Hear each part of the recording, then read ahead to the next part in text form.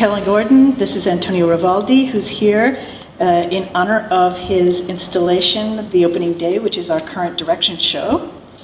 And the first question I want to ask you is, how does The Opening Day continue the ideas from your earlier work? I mean, actually, that's the work I did 3 years ago, and I was thinking to work around a trilogy about a relationship between sports movement and public. And so that's The Opening Day was the first chapter of this trilogy that is still in progress right now, and that was the reason I had the first show in Rome in 2009 and presented this work, and so that's. And how did you go about casting?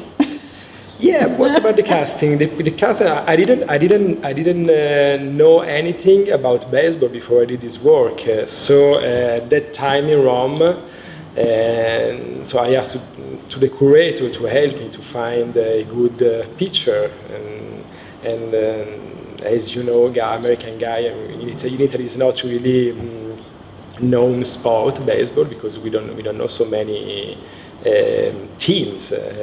So he suggests me one of the best pitcher in Italy at the time in 2009, and Fabio Betto and his team, which is the Fortitudo team. At that time was one of the best team, and so and I was in touch with him, and I asked him to do this really strange things for him, and so we did this work together. And where did you shoot it? And then we shoot it. I mean, when I work with video, I normally use the same team. There are 3 guys and help me during the shooting, and we started to work together many years ago. And when I started to do video, and I normally took all the time these guys because they are one wonderful sound designer and one good cinematographer, and so I feel comfortable with them, to work with them, and it was really easy to do. And who put together the objects that are the targets? What do you mean? How I the things at the other end from the picture? Who collected those and placed those? I start to collect when the curator asked me to do this installation, and I start to collect many months before shooting the stuff. I start to collect the many sculptures that I found in many stores in the Chinatown in Milan, and I start to think how to compose, how to put together, and change a little bit the meaning about the object, and just change the color and try to create a sort of story about the object without any special meaning, just I love how they look like still life. Yeah, so exactly. It's beautiful. Exactly. And so the way I shoot in the movie, the installation was actually was the truth, was a reality, because the idea was to film a performance, and so that's why. So the timing of the video is the reality. You know? It is. I thought that they're put together in post-production. No. I didn't do the post-production. It was the reality. I didn't cut anything. I just give 10 balls to the pitcher and say him, okay, you have 10 shots, and let's do it. And the time is going to be your time. I don't want to force yourself. I don't want to force the installation. I want to force the time of the installation. And so that's the thing I think was really work, because it was a performance in the special place, which was in Rome, in this amazing old building, which is the name is San Michele, and where the space was really big, because I decided to use the same distance between the pitcher and the catcher, which is 60 feet, and so the distance and the original was the same. And what surprised you the most when you put it together, when you saw what you got? It was quite amazing. It was really amazing because it was the same distance. It was the same. The feeling was to be exactly involved in the performance with the real person, with the public. One of the things I especially love is because you identify with the guy, but it also has all these different questions about skill level and how. I mean, I didn't know that it was in real time and really like that's how good he is in this thing. Because did you find that you'd chosen some objects that didn't break properly, or everything just pretty much went? Actually, everything was perfect. We were really. Surprised themselves, because we thought, wow, everything is worked perfect, and also above all, we didn't have any crash between the cameras and the picture, because the problem was how to create exactly the straight line between the two screens. So we decided to put the camera just a little bit on the right between the two screens, so I asked to Fabio Betto, I asked the picture, so which is your how can I say? Tilt. Exactly. Let me know how many space you needed to make a mistake, because we have such expensive stuff. We don't want to broken the camera. Don't take out the crew or the equipment. But it was easily, and actually I decided the final form of the sculpture. In live, when I was there, and I had many kind of stuff, and I tried to create a composition and build a strange form with the stuff I had, and it was funny. It was. What do you think the biggest misconception is for people who come to see it?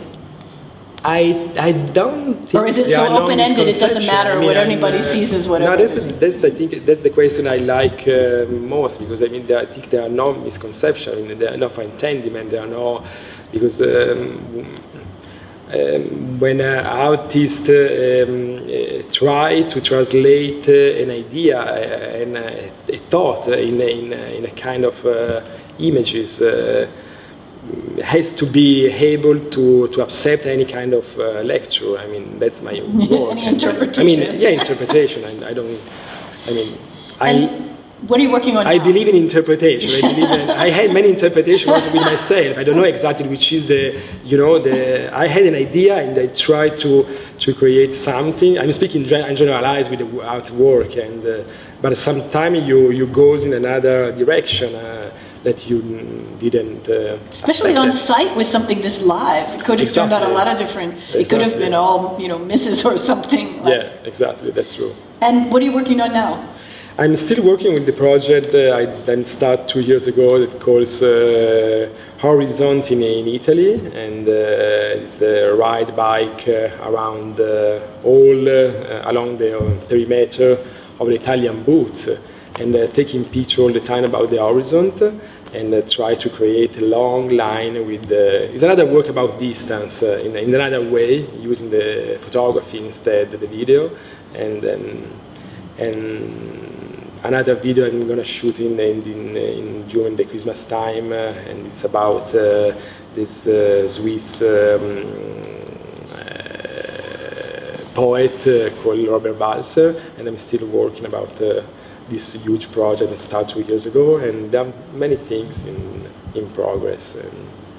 Often when I find you, you're on a big tour, either hiking or biking or whatever, and in your mind, is your studio more a physical place that has objects and sketches and whatever, or is it in your computer or in your head, or what for a museum, someone who works in moving image, what do you consider the sort of studio space? At the time it was really strange because I had to work alone for 2 months without studios. My studio was my bike, with my luggage and with my camera, and above all because I shoot with the analogic camera, and I really care to above all with this kind of work to shoot it with the analogic camera. So I had many stuff, my camera and my film, and my studio was on the way, and. But maybe I don't answer. No, that's exactly what I wanted to know. That's exactly because always when I would call you, it would be in some of, and I had this in my. I always thinking about. I need a studio. I need to find the right space to work. But I always change. I mean, I think I don't need a studio, because I work around landscape topics and stuff like that. So I need to stay in movement. No, as Bruce Chatwin says. Yeah, more with moving image people. Somebody say, "Oh, let's do a studio visit," and they're expecting like a painting studio with all. They walk in and it's all these people working on computers. I'm really doing, scared like, when someone asks me, "I want to do a studio visit." I don't know exactly what to show. No, I'm joking. I used to have a studio when I was in Milan, but I left, and I feel comfortable, much comfortable without studio, and I mean, for sure, I need to back home and organize my work.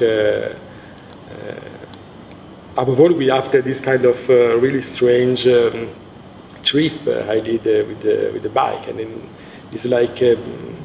I mean, I didn't ride before this project, so I have to train myself and try to understand my body and how my body works with my thoughts and thinking and riding at the same time to try to create the horizon. Thank you so much for coming here. We hope you come back while the show is up. I really like this. I didn't say anything about the form we choose together for the installation. I think it really works, and I think it's always the. I'm lucky to work with the video because I think that the video is really, how can I say? I don't know the words. Elastic. Elastic. Exactly. Cut. Thank you. Guys, please, cut.